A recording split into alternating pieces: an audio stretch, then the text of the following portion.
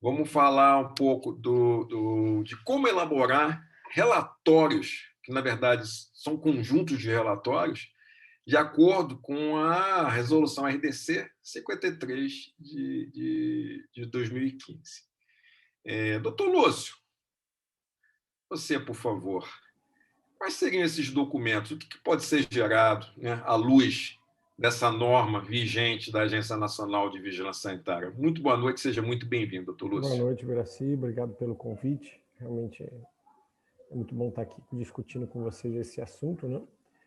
E você falou uma verdade, né? A gente não tem um único relatório a ser preparado quando a gente se depara com as exigências da RDC 53 de 2015, né? Cada indústria pode organizar sua estratégia documental de acordo com suas políticas internas, né?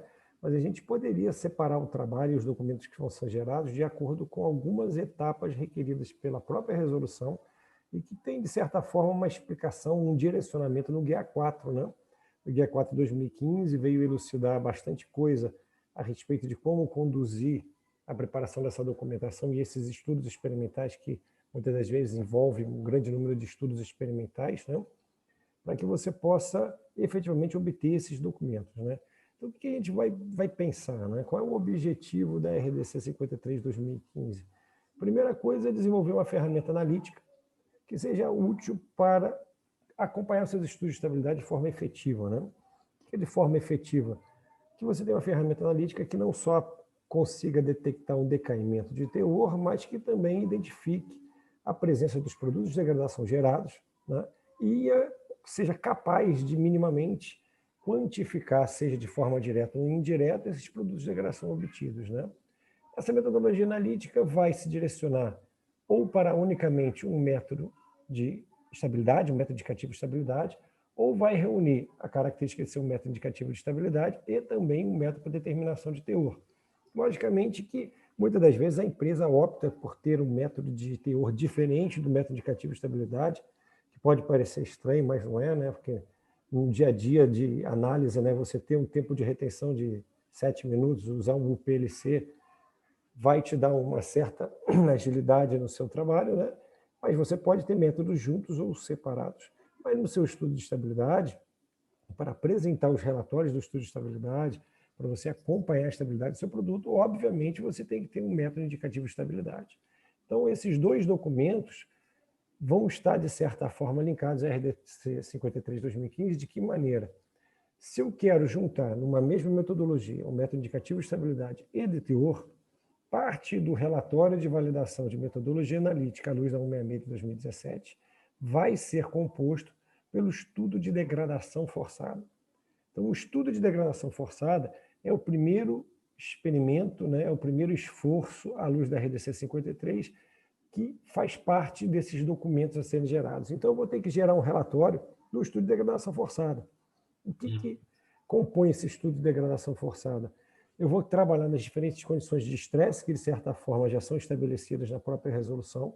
Eu tenho que desenvolver condições experimentais baseadas na química orgânica sintética para saber qual é a melhor forma de estressar esse meu ativo ou esses meus ativos, a melhor forma de estressar a minha formulação e a melhor forma de estressar o meu placebo. Eu tenho que fazer o estresse de placebo, formulação e ativos ou associação de ativos. Eu tenho que desenvolver condições experimentais para chegar àquela faixa de teor que as pessoas pensam que é arbitrária, mas não é, entre 10% a 30% de degradação. Lógico, é possível se justificar um percentual de degradação abaixo de 10%? É, mas isso é difícil, por quê? Eu tenho um percentual abaixo de 10% na degradação metálica, mas eu sei que efetivamente a degradação metálica e oxidativa são muito parecidas em termos de produtos de degradação que vão ser gerados. Então eu justifico uma degradação menor no uso das condições de degradação metálica. Mas, em geral, o meu objetivo é chegar a 10% a 30% de degradação. Então, eu tenho que desenvolver condições experimentais para ajustar a degradação nesse nível. Degradação hidrolítica básica, hidrolítica ácida, neutra, térmica, oxidativa, metálica. Eu tenho que fazer todo o set de degradações previstas na resolução do Guia 4 para obter esse percentual de degradação. E essa degradação em torno de 10% a 30%, quando eu já consegui essa degradação, avaliei esse teor do ativo, eu tenho um padrão do ativo, né? E eu tenho ferramentas cromatográficas como assimetria de pico, tail factor, pureza de pico, que vão determinar que aquele decaimento foi efetivo. Tendo sido obtido esse decaimento, agora eu vou ajustar o meu método, né? Desenvolver um método que seja capaz de quê? De verificar o máximo possível de todos os sinais cromatográficos ali obtidos, com pureza de pico adequado, com assimetria adequada, né?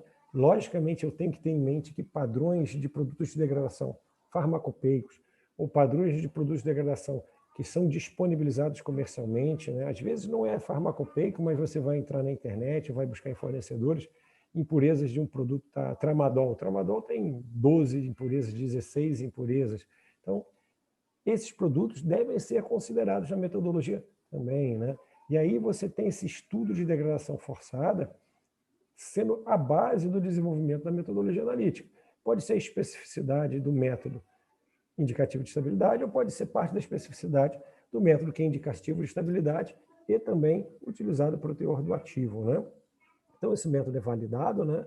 Eu consigo garantir que essa metodologia analítica resolve efetivamente o meu ativo e todos os produtos de degradação conhecidos e não conhecidos, né? A quantificação na ausência de padrão ou na não conhecimento de quem é aquele pico, né, é feito por relação de áreas, né, em termos de cromatografia, e obviamente eu vou ter que fechar que essas condições foram condições consideradas como adequadas com a chamada metodologia ortogonal.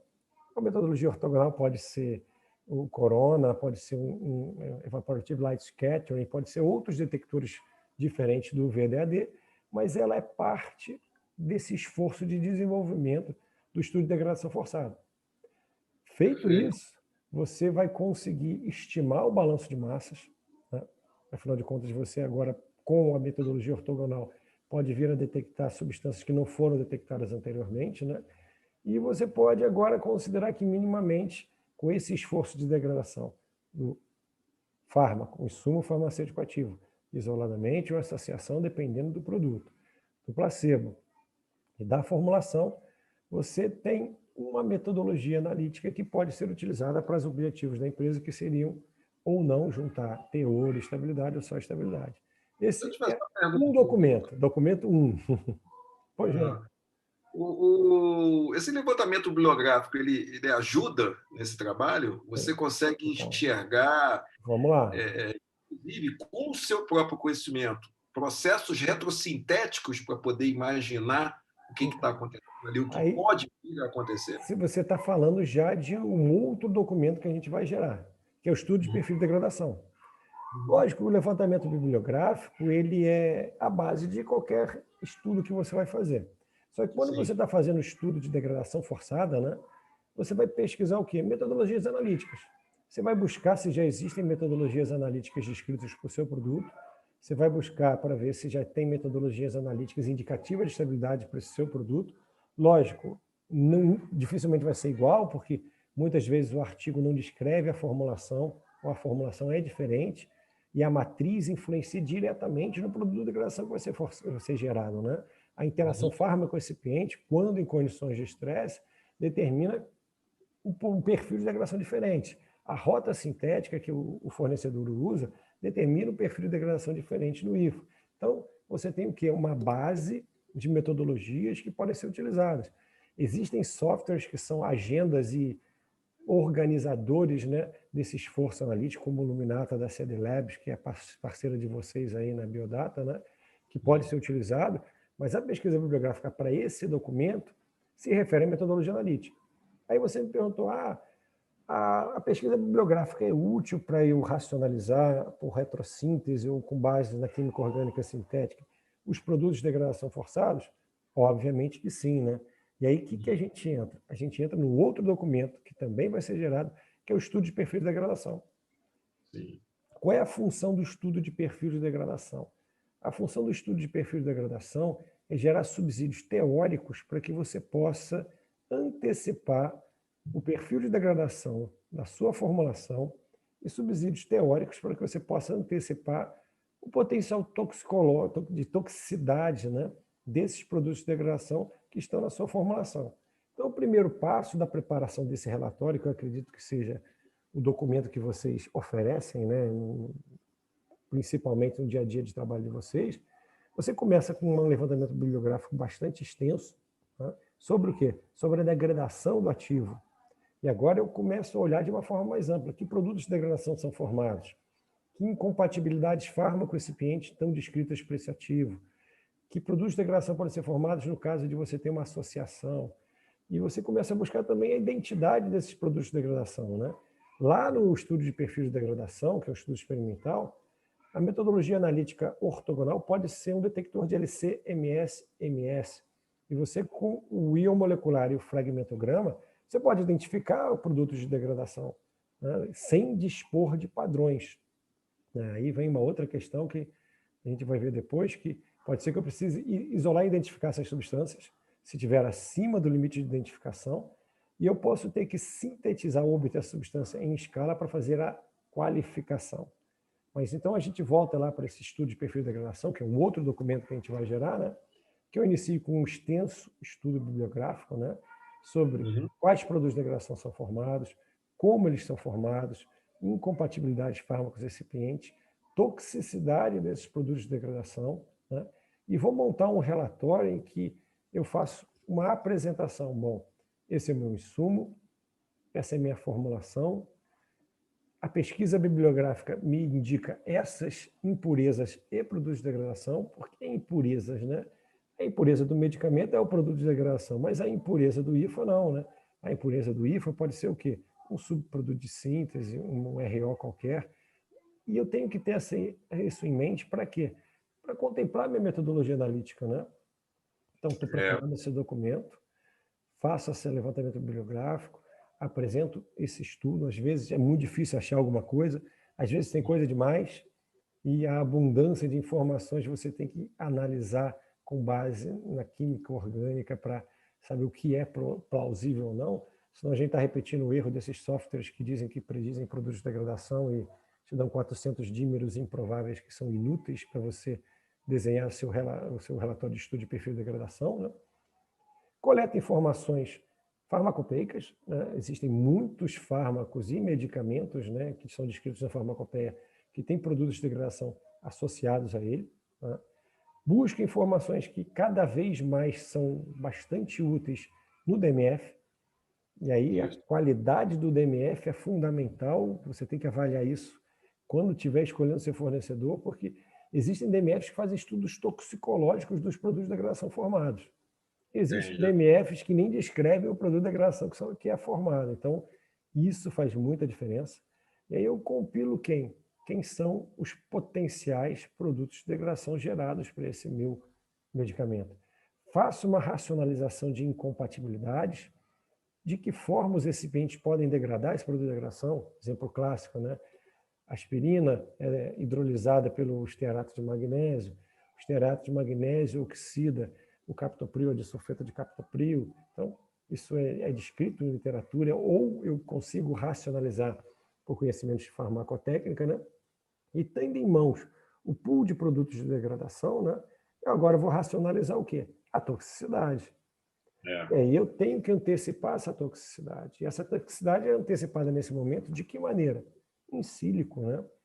Eu não vou fazer um estudo toxicológico in vivo ou in vitro de substâncias que eu não sei se vão existir efetivamente no meu produto, porque é o outro trabalho, é o desenvolvimento do perfil de degradação forçada, né? É o outro documento, né? Nesse estudo de perfil de degradação, eu estou dando um embasamento teórico para justificar a degradação forçada. Então, tem documento A e documento B. E aí, esse estudo toxicológico é feito em sílico. Logicamente que existem classificações para genotoxicidade e carcinogenicidade desses produtos em cima do CHM7, que vão te classificar como classe 1, 2, 3, 4, 5, e quando ele é classe 1 ou classe 2, né, você vai requerer estudos adicionais. Mas isso é uma indicação que você vai fazer. Eu tenho, nesses produtos de degradação, potencialmente a necessidade de um estudo adicional. E se eles não forem gerados na degradação forçada? Ou seja, o estudo de perfil de degradação, que é um relatório que é gerado, Ele é a base teórica, é o subsídio analítico para o relatório gerado na degradação forçada. Não, perfeito. O Só doutor tem Lúcio, mais ainda, hein? Mas vamos lá. não, tem um monte de coisa. Eu vou Tem até mais relatórios. vou botar uma lenha na fogueira daqui a pouco também, né? Lembro que você acabou de falar sobre os métodos, né? Os parâmetros para forçar a degradação, Sim. né? É uma reação química. Estressar é para quem não conhece o que está fazendo, aí fica estressado, porque, na verdade, você Uhum. está gerando uma reação química, Sim. você está forçando uma reação química, que é a reação química, né, Sim. É fotólise, é oxidação, foi é denominada hidrólise. de degradação também. Né? E agora, esse percentual, eu olho para ele, doutor Lúcio, como um processo para gerar o meu analito. Tá? Eu Não preciso. necessariamente. Não, não necessariamente, mas né, eu preciso dele, então eu estou gerando ele. Se eu conseguir trabalhar com 5, 10, 20, 30%, aí, de novo, é a mão de quem está trabalhando. E outra, depois você vai falar um pouquinho para a gente sobre as questões dos balanços de massa. Sim.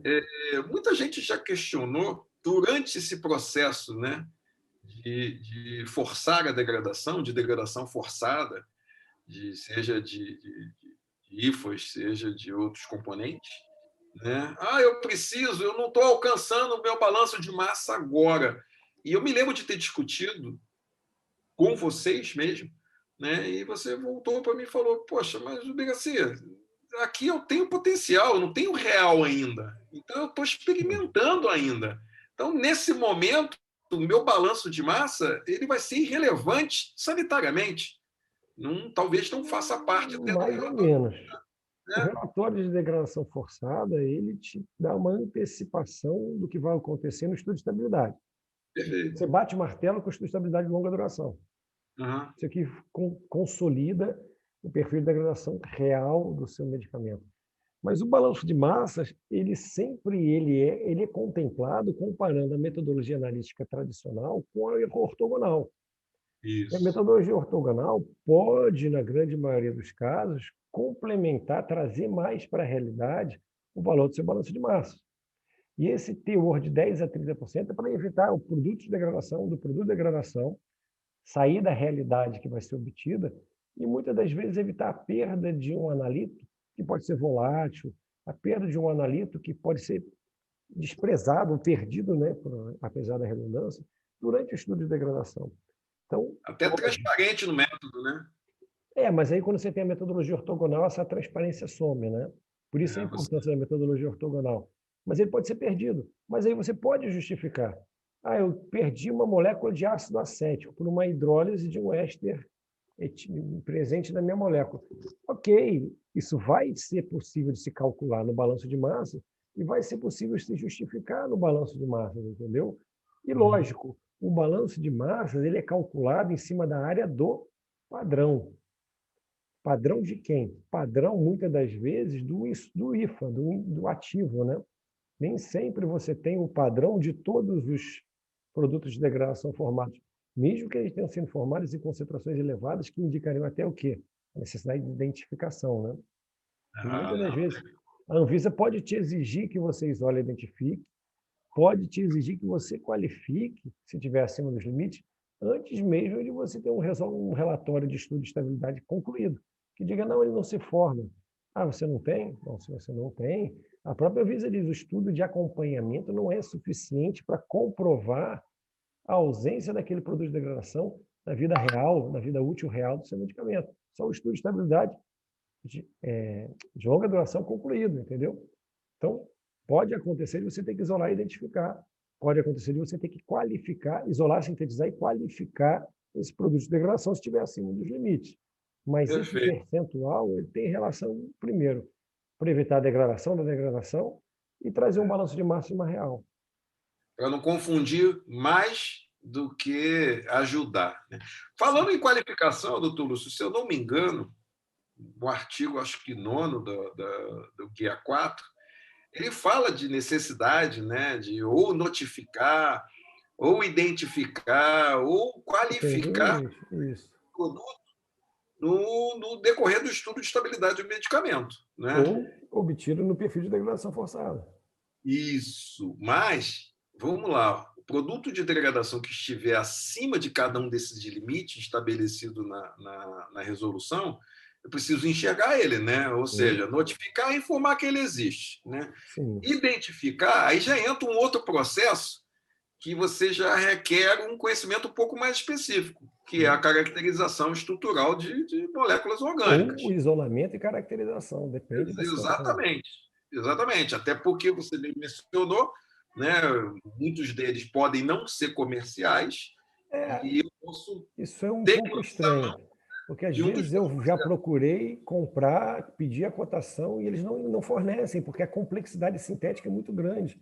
Então, é difícil conseguir o padrão. E muitas vezes você precisa do padrão. Às vezes o padrão está escrito até em farmacopeia, mas você não consegue, não consegue comprar, ou o preço é absurdo. 10 por isso, miligramas custa $15.000. o processo, então, né, ele de você isolar, né, para caracterizar ou sintetizar, até porque o próprio processo sintético ele também me ajuda a confirmar o que eu isolei, né? Em alguns casos, ele acaba me dando esse próprio suporte, porque eu vou acompanhando etapa a etapa do processo de síntese e vou chegar na estrutura final com a molécula integralmente caracterizada. Agora, doutor Lúcio, uma das ideias, né, um dos objetivos também, tanto do processo de isolamento para caracterização ou de síntese também, pode ser para me auxiliar a qualificá-lo, não é isso? Então, a gente faz alguns estudos na Biodata, né? Inclusive esse é o cerne do nosso tipo de trabalho, que é essa qualificação que a gente faz, né? Estudos insíricos, estudos preditivos e afins.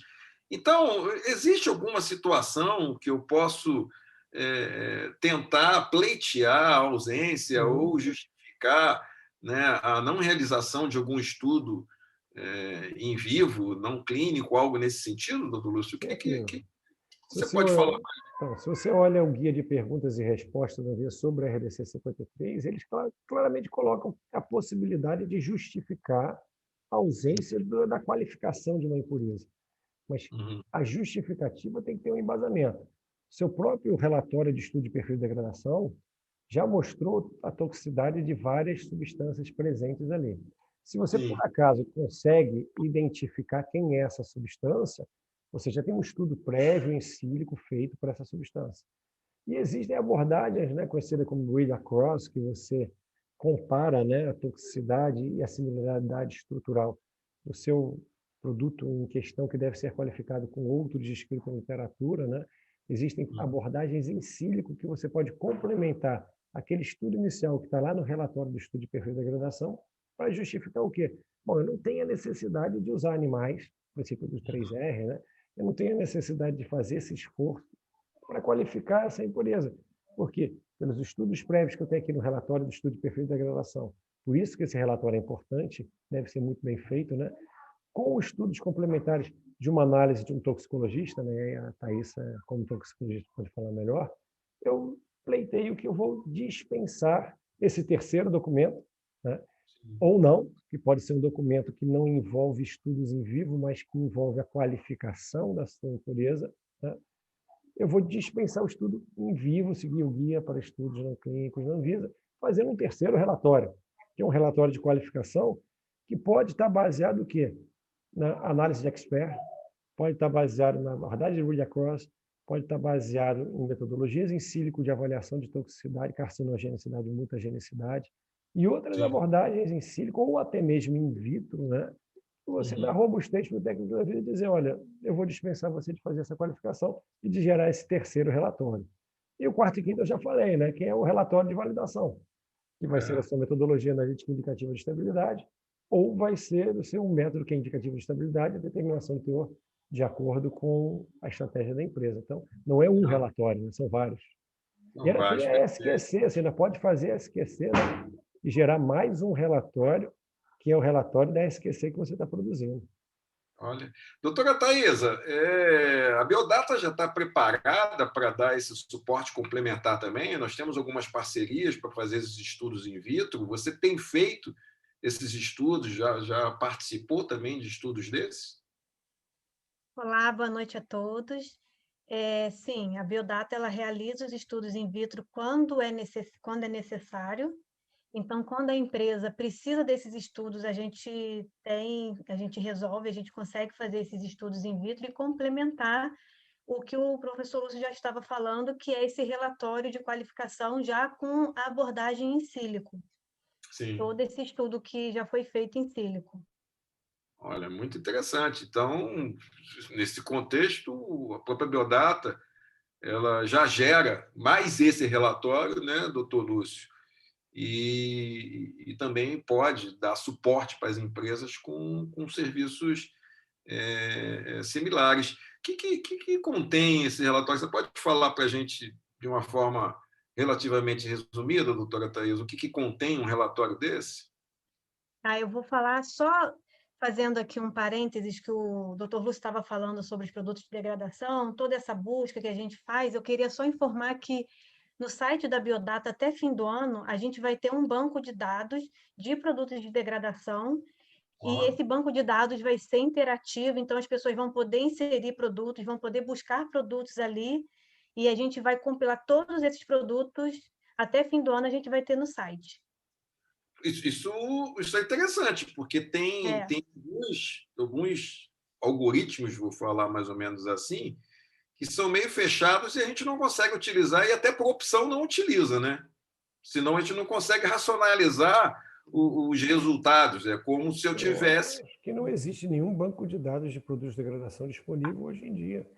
Tem só softwares que são muito inefetivos, né?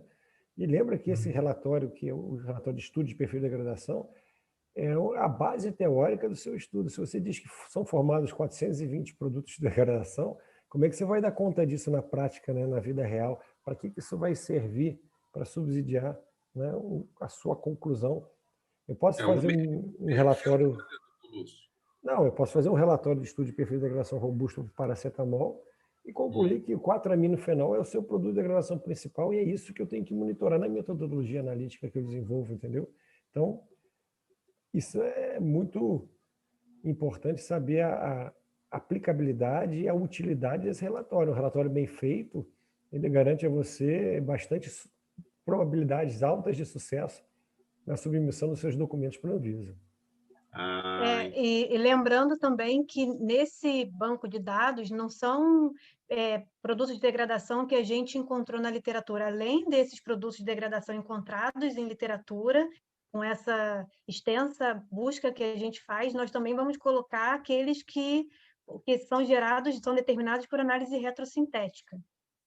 Então, vai ter, tem um especialista, vai avaliar todos os produtos, que entra essa questão que o próprio Dr. Lúcio disse desses softwares que geram produtos aleatórios, que não fazem sentido. E voltando até o relatório desse estudo de perfil de degradação que a Biodata realiza, que a Biodata faz, vou entrar até assim, vou reforçar o que o Dr. Lúcio já disse. Então, a gente faz um levantamento bibliográfico, buscando, então, esses produtos de degradação. Então, a gente vai buscar tanto em literatura científica, como em farmacopeias, em patentes, em DMF. A gente vai fazer, né, vai determinar esses produtos de degradação por análise retrosintética, todo esse estudo.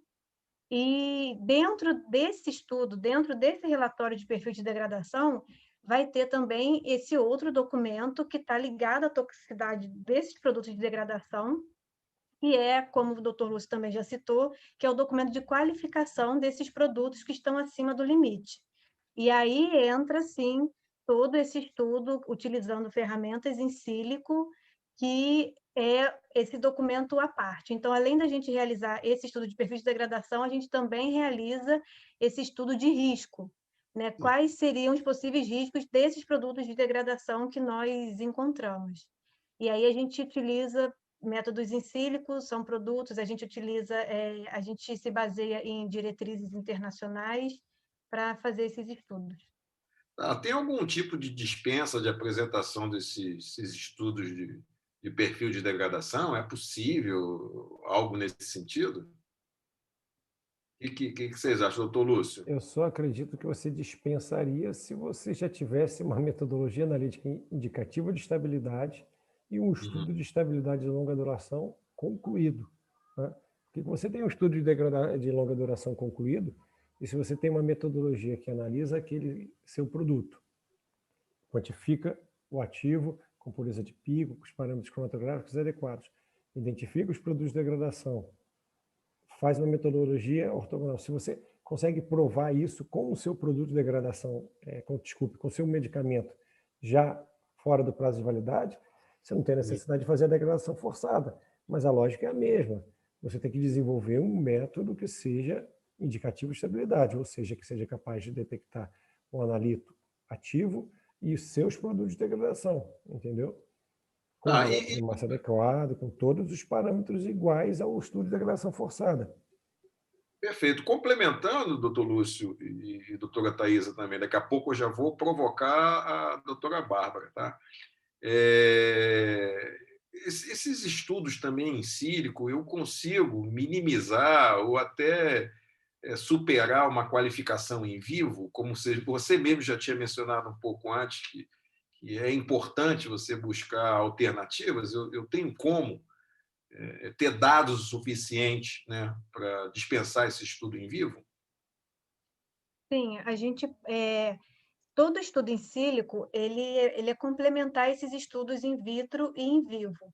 Mas até como o doutor Lúcio disse, existem algumas situações que até o guia ele dispensa essa qualificação.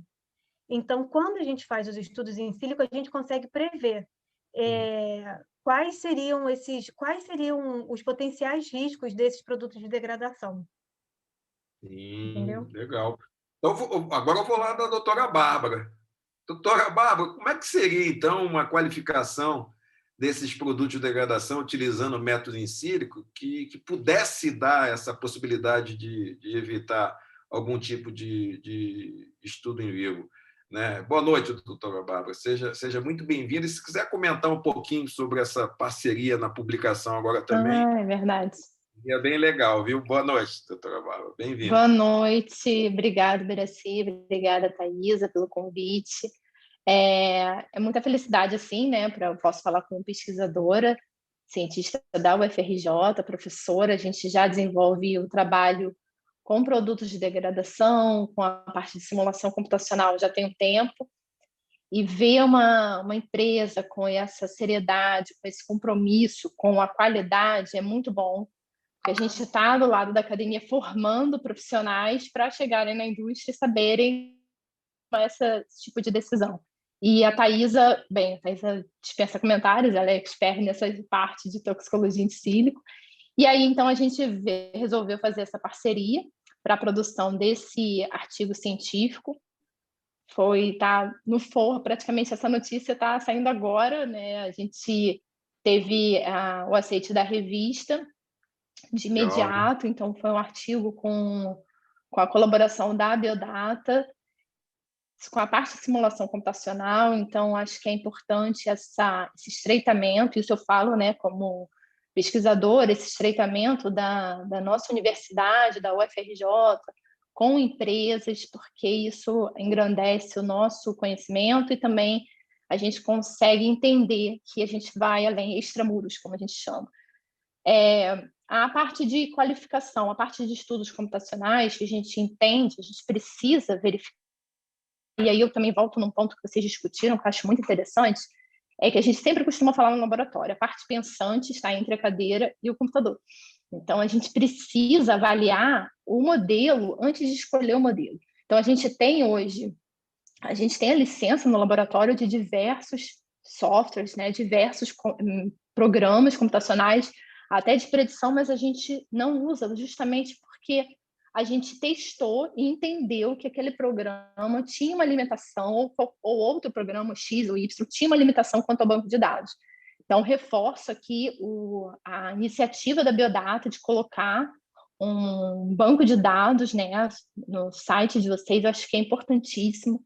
tanto para nós pesquisadores quanto para os profissionais que estão atuando na indústria. Acho que é uma iniciativa que já deveria ter sido feita, na verdade, e eu acho que vem só para complementar esse estudo que precisa cada vez mais ser alimentado, né, com essas estruturas. A gente parte do princípio da estrutura química, então o que o professor Lúcio falou é uma etapa inicial. Eu preciso das estruturas químicas geradas pela análise retrosintética, pela análise do expert. Então, eu volto a reforçar o que eu falo muito em aula: os alunos, os profissionais da indústria, eles precisam entender que o expert ele tem um poder de decisão, e a gente vê isso nos guias de harmonização. A gente vê a preocupação de colocar o expert, o profissional experiente, para a tomada de decisão. Então, além da escolha do modelo, além da escolha do banco de dados, de qual é o programa, qual o banco de dados que está adequado ou não à minha análise, a gente precisa escolher os modelos de acordo com o guia ICHM7, que preconiza, né, 2 tipos de modelos. E aí eu acho que a gente pode falar isso uma noite inteira. 2 tipos de modelo, estatístico e o expert, e a gente precisa validar esses modelos com outro guia, que é da OECD, e todos os princípios que ela preconiza para os métodos QSR. Eu acho que tem uma pergunta no chat. Tem, mas olha só, doutora Bárbara, não vamos perder esse gancho, então, não. Eu concordo 100% com você que o tema é importantíssimo e extenso. Então, eu já gostaria de convidá-la, né, até para a gente já preparar um outro evento específico para tocar no assunto. Se a gente conseguir harmonizar com a sua agenda, né, se você tiver... Tá ótimo, super aceito. E até o pessoal também achar que é interessante, eu acho que a gente já pode programar um evento para a gente falar só sobre esse tema, tá bom? Se você aceita, muito obrigado. Doutora Taísa, não vamos deixar ela fugir, não, já que ela se colocou à disposição. Sim, e eu acho que é um tema interessante, porque é muito do que é o que a gente faz, e eu acho que a Bárbara ela vai somar bastante. Que bom, legal, fico feliz.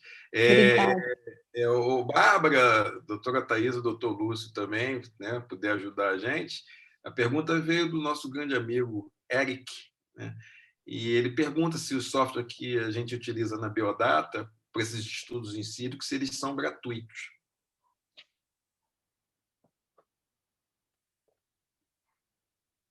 Taísa, você... Tá. Se você quiser, eu posso falar. Então, a gente utiliza tanto software que é gratuito quanto comercial. E aí eu posso até dar eu queria até dar uma explicação quando a gente pensa em... Explicação, na verdade, mas um ponto importante que a gente precisa discutir, que o pago ou o gratuito, ele vai diferenciar. Eu tenho programas hoje pagos, que são programas com a que a gente chama que não tem uma caixa preta. Eu preciso entender qual é o algoritmo que ele usa, qual é o modelo que ele está preconizando, qual é o banco de dados que ele está aplicando.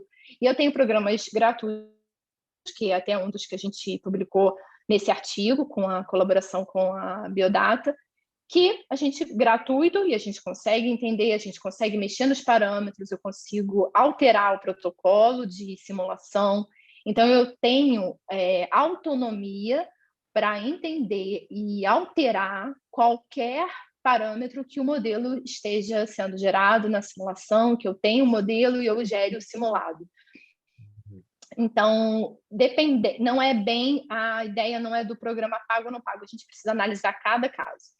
Então, tem um mito, né, que o programa pago é melhor, e também tem outra vertente que diz que o programa gratuito é melhor, porque a gente consegue entender e verificar. A gente já viu os 2 casos, programas gratuitos muito bons e programas pagos muito bons, assim como o contrário também é verdadeiro. De novo, né, vivência no trabalho, no tema, né, o que você está fazendo e raciocinar, né, no que você está tendo de resposta. como você mesmo mencionou, isso é bastante antigo, né? Que quem comanda, quem está entre a cadeira e o monitor, e o software te entrega o que você pede para ele. Então, você que Exatamente. se está correto ou se não está correto, e onde você vai aplicar, porque você tem um sistema inteiro. Você tem que conhecer o início, meio e fim do processo. Por isso que eu admiro o trabalho que é desenvolvido pelo Dr. Lúcio há muito tempo, que conhece o início, meio e fim do processo de geração do medicamento, né? Só não sei usar o software.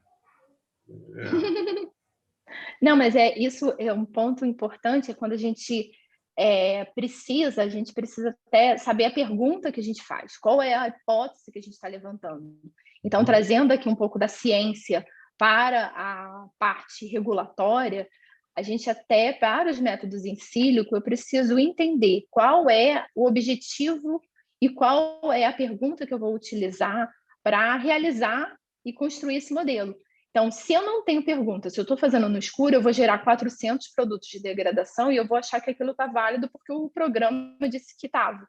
Mas, volto a falar, o expert, o cientista, o pesquisador, o profissional que esteja designado para realizar esse trabalho precisa ter essa experiência até para poder decidir, ter esse poder de falar, não, isso daqui eu não vou usar, isso daqui eu preciso reavaliar qual é o banco de dados, qual é o mecanismo que ele está usando, qual é o algoritmo de busca para estruturas químicas.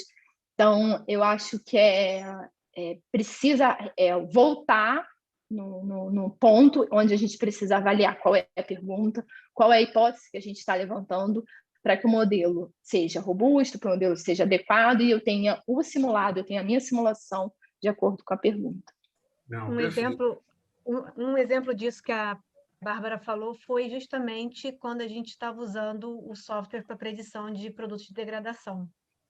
E a gente foi exatamente isso que ela falou, a gente avaliando, quando a gente avaliou o programa, o banco de dados, a gente viu que era inviável usar. Aí a gente tem que a gente vê muito caso. Interessante que é o seguinte, o que o software de predição de produtos de degradação faz? Te diz quais seriam os produtos de degradação do IFA. Mas aonde essa informação é mais precisa e rica e aonde eu vou ter, se eu tiver confiança nesse documento, todas as informações que eu preciso sobre o IFA? No DMF. Um bom DMF já vai me trazer as impurezas que o fornecedor tem que ter feito um estudo de degradação forçada e tem que ter desenvolvido e validado uma metodologia indicativa de estabilidade para o produto dele. Quando ele validou a metodologia analítica dele, ele fez o estresse. Ele fez o estresse e identificou produtos de degradação. Isso é parte, aí no caso do fornecedor, do IFA, né? Isso é parte do relatório de validação de metodologia analítica dele, né? Que você vai revalidar internamente, ou dependendo da situação, se é importadora ou não. Ou seja, sobre o IFA, se você tem um bom DMF, as informações estão lá. Agora, para o medicamento, você tem que pensar em interações com placebo, complexidade da matriz, e que outros produtos podem ser gerados. Aí sim é diferente, né? Os modelos podem fazer isso também. Desculpa, Biraci, se eu te cortei, mas os modelos podem, a gente pode, né, com a simulação computacional, prever essa interação entre diferentes substâncias, entre até mesmo, a gente fez agora do artigo, com o alvo terapêutico, a gente pode fazer na via enzimática, enfim. A gente tem uma variedade de ações voltadas para a simulação computacional bem interessante. O que eu ia falar é que eu tenho uma percepção particular, né, que eu acho muito perigoso você ultra simplificar um processo sintético por um software. Tá? Perigoso por quê? Porque são modelos empíricos. Então, o meu sistema ele é multivariável. Tá? E simplificar justamente para talvez, né, se sobrepor ao conhecimento que você precisa ter. Você precisa conhecer o processo sintético para entender o que está acontecendo. De novo, é uma reação química. Tá? Se eu conseguisse ultra simplificar por um algoritmo várias reações químicas, eu não precisaria mais dentro de um laboratório de um pesquisador, né, que conhecesse profundamente os fenômenos dos elétrons de CERN e dos elétrons de valência para ter interação química entre diversas substâncias. Então, é querer simplificar demais, né? É querer, talvez, né, colocar um poder, uma atividade, sem ter esse conhecimento. Aí, de novo, talvez fique mais importante, doutora Bárbara, né, o que está dentro do algoritmo e não aquela figura que está entre a cadeira e o teclado. Né? E não dá para substituir. Tá? Exatamente. Eu não posso dar essa falsa segurança de que faz assim, usa isso aqui que você vai conseguir entender o que vai acontecer ali. Gente, daqui a pouco eu vou gerar uma vacina também no computador. Né? Não vou precisar mais de teste, não vou precisar de mais nada. Então, é perigoso. Tá? Eu acho perigoso, eu particularmente acho perigoso. Não é porque eu sei fazer. Não é porque eu conheço, porque eu passei 10 anos para poder entender um pouquinho do que é aquilo ali. Mas você conversar chega a dar até um pouco de trabalho. Tá? Verdade. Meu amigo Eric, não precisa fazer isso aí, não, isso que você imagina fazer. Não usa um algoritmo que vai dar certo. Não é assim. Né? Precisa o especialista estar seguro, ter bastante domínio da área, não é fácil, uma formação que leva um tempo, leva anos. Né? Eu acho muito perigoso, entendeu? Muito perigoso. Não dá para simplificar tanto assim, justamente para ter essa atividade. Não, usa aqui que está tudo certo. Não está. Mas, vamos lá. Né? Divulgação é divulgação. Bom, pessoal... Gente, é o que acontece. Isso é o que mais... Assim, a gente escuta muito. As pessoas acham que... É até uma frase clássica nossa, que o encílico, você chega lá e aperta botão. Mas se você não souber analisar e você não tiver esse conhecimento e ser crítico, você entrega um trabalho que não necessariamente é real. Você quer fazer... Vamos fazer um outro paralelo, talvez mais palpável, sem o mundo químico orgânico sintético. Né?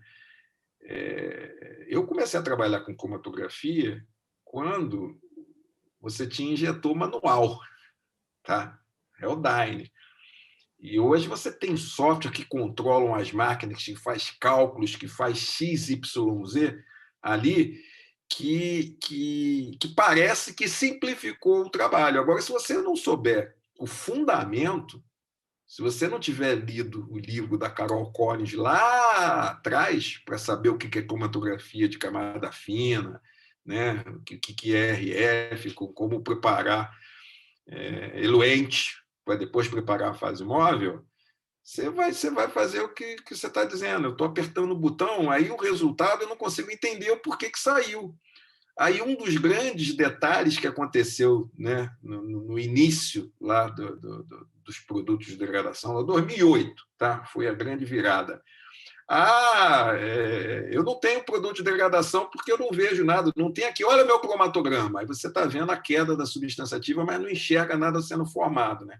Por isso que eu usei o termo transparente, doutor Lúcio, porque naquele período lá era muito clássico. Aí eu comecei a mostrar para as pessoas o que era a Lavoisier, lei da conservação das massas. Gente, você não pode sair de 100, chegar a 90 sem ter formado 10% de alguma coisa. Né? E eu passei a usar um termo que eu achei na internet, não sei nem quem é o autor, né? Que o que está acontecendo é que quem não sabe o que procura não entende o que encontra. Então, né, todo aquele trabalho, doutor Lúcio, que você mencionou, eu tenho 5 relatórios, não tenho um relatório só, não consegue escrever. Eu não consigo justificar um desvio de balanço de massas, porque, na verdade, eu não estou entendendo. Então, eu estou tão mecânico, eu posso estar tão mecânico, né, pulando tantos fundamentos, que, na verdade, é isso, eu estou pulando um fundamento para poder entender um outro. Então, eu estou sem alicerce e fica frágil. Aí eu não tenho a tal da sustentabilidade regulatória, porque a ciência farmacêutica, a ciência química, ela é robusta. E ela é universal. Se eu seguir esses conceitos, eu vou conseguir chegar no final. Tá? Então, fazendo esse paralelo, né? O Lembra cromatógrafo que no é estudo de maravilhoso. degradação forçada você não tem padrões.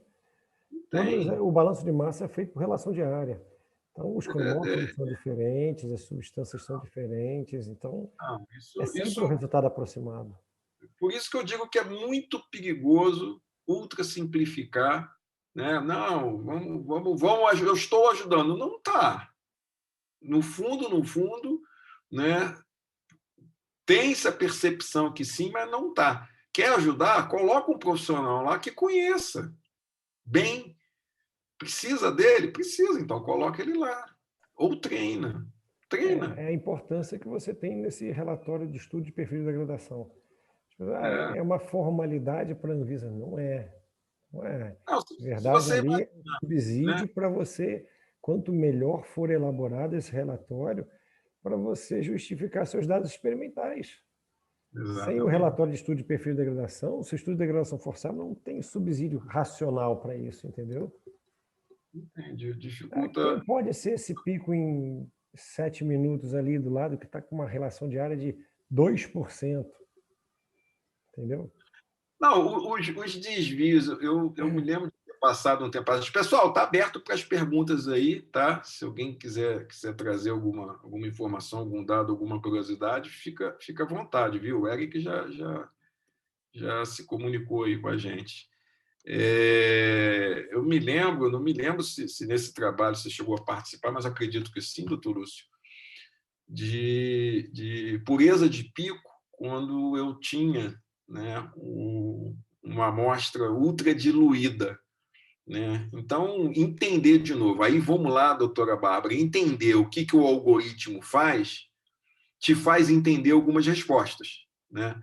Então, o processo todo das derivadas, primeira e segunda derivada, quando você faz essa análise para ver se você tem pureza de pico, ele está muito em função de desvios batocrômicos ou desvios ipsocrômicos. Olha os termos que eu estou utilizando. Tá?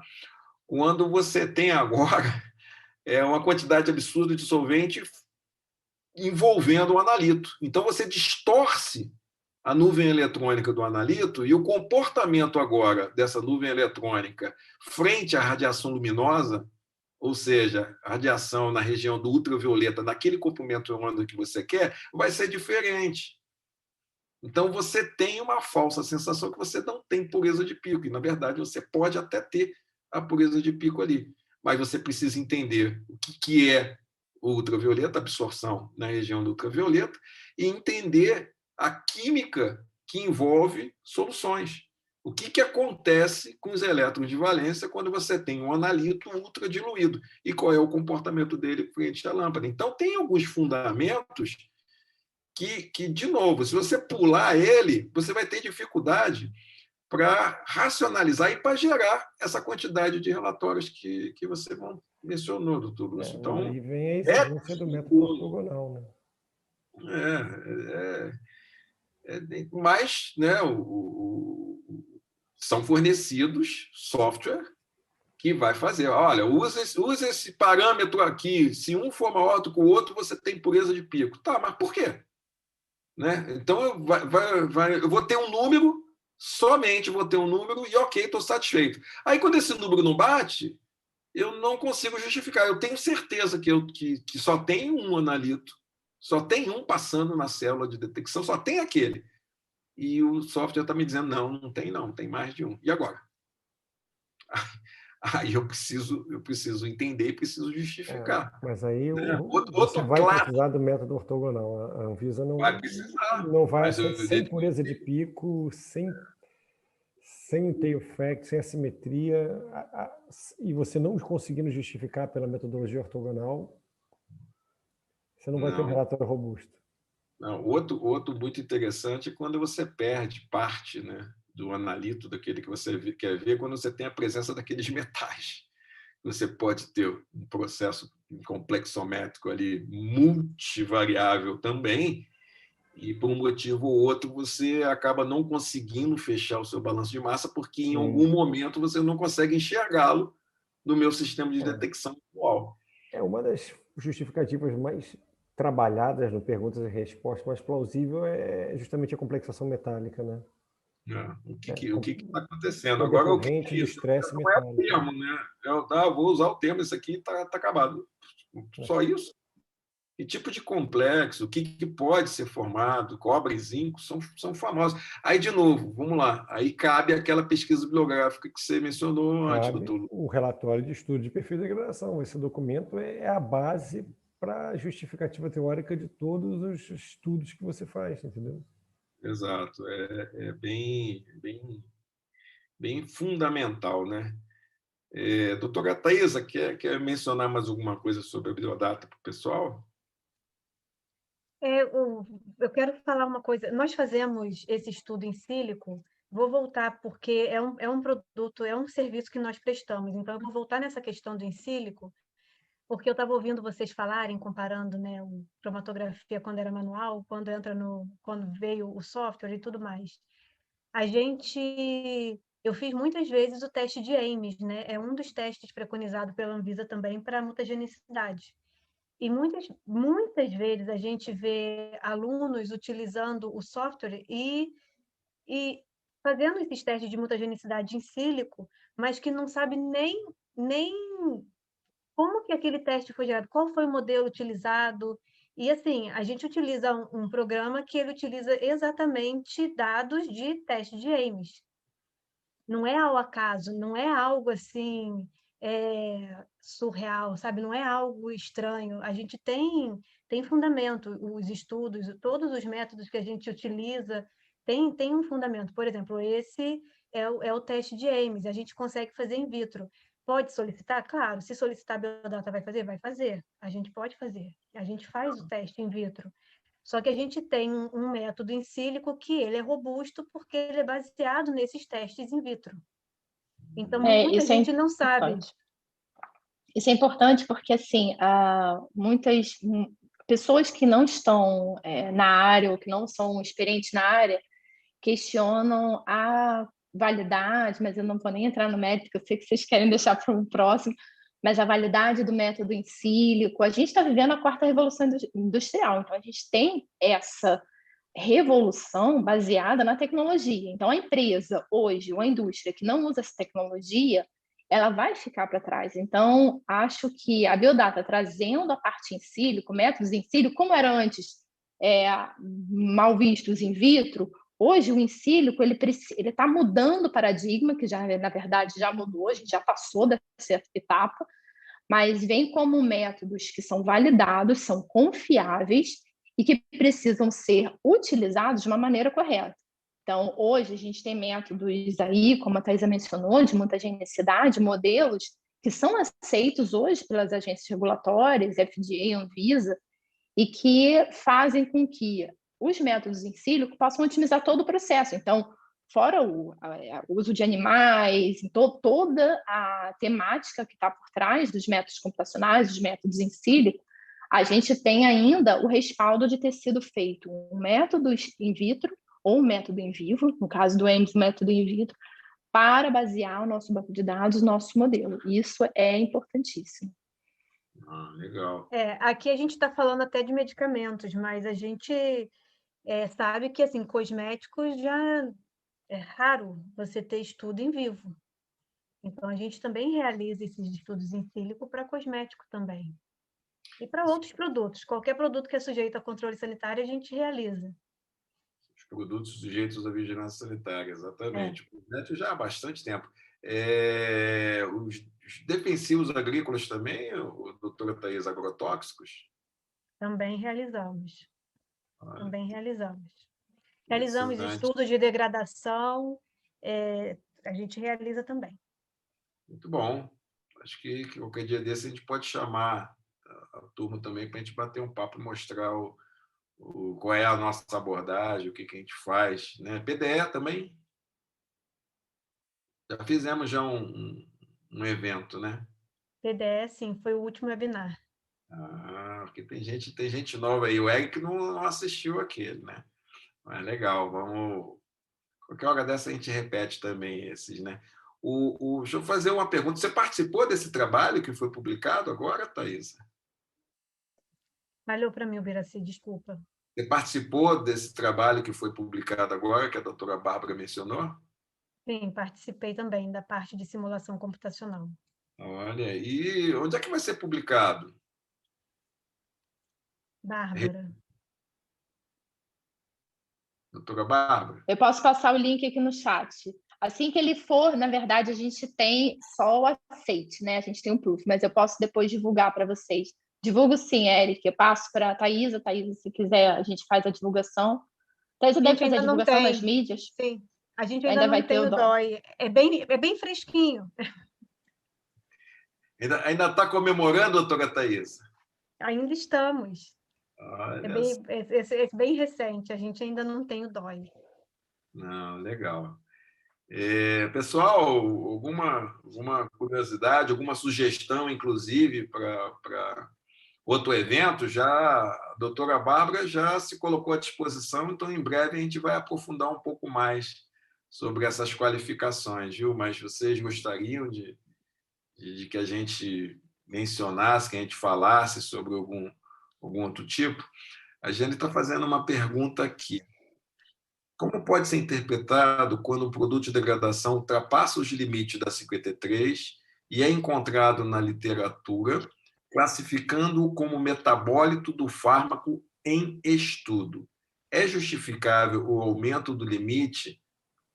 Então, não é um aumento do limite. Na verdade, se você tem um produto de degradação que também é um metabólito já identificado no plasma, em estudos clínicos, de forma inequívoca para esse medicamento, ele se chama de metabólito sensível.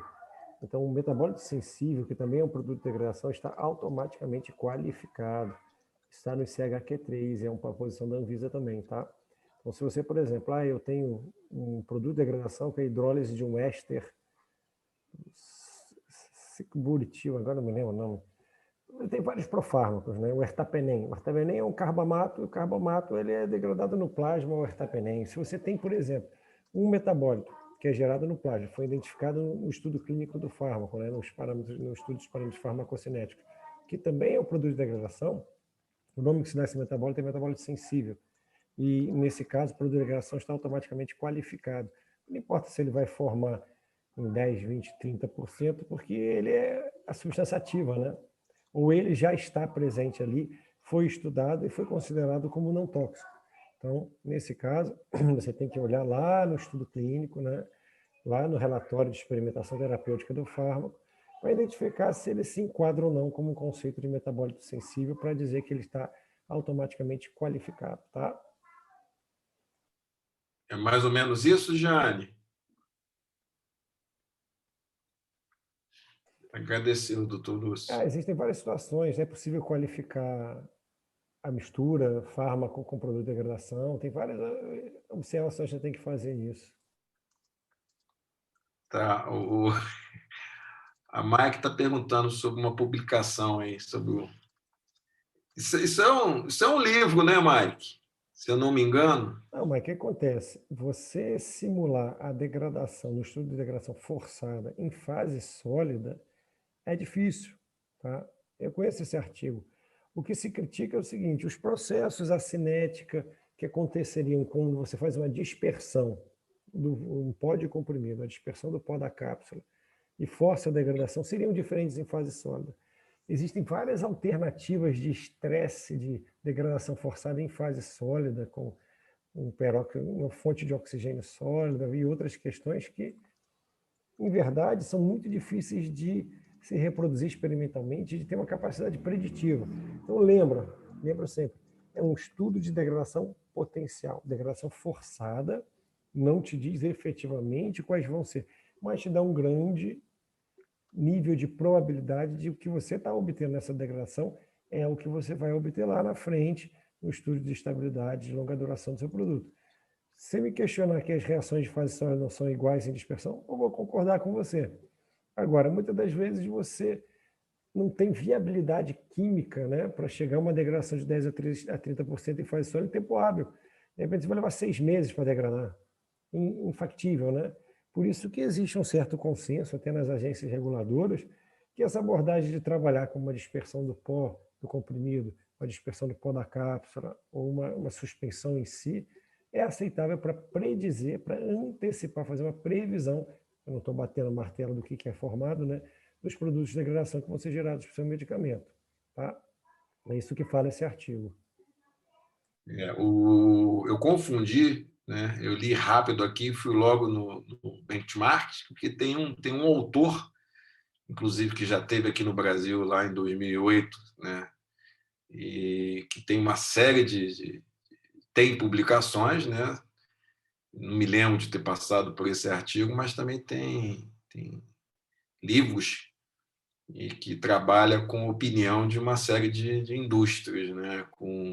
Não é opinião, né? Com trabalho que foi desenvolvido por uma série de indústrias e trata com uma relevância também, né? Então, acho que eu confundi justamente por causa desse termo final aqui. Desculpa, viu, Mike, por seu artigo.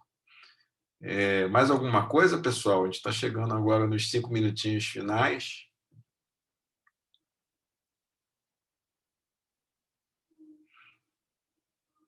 Mike trabalha com degradação também? E Giane, Eric, eu sei que trabalha com síntese.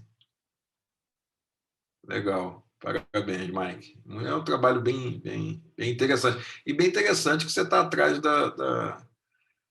das referências, das publicações também, né? Isso aí. E Giane?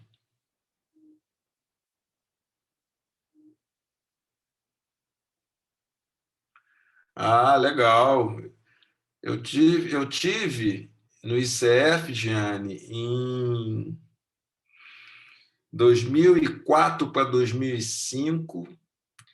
Conversei com o Leonardo e com uma menina que não está mais lá, ela foi para Minas, eu esqueci o nome dela. Na época, eles estavam começando a tentar fazer esse tipo de trabalho, né? Já estavam consagrados já com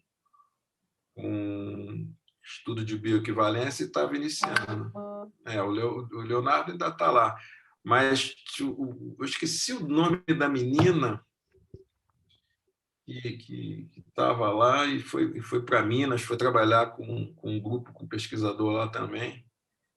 O pessoal lá do CF entrou em contato com a gente sobre o uso do GastroPlus, eles queriam umas interações a respeito.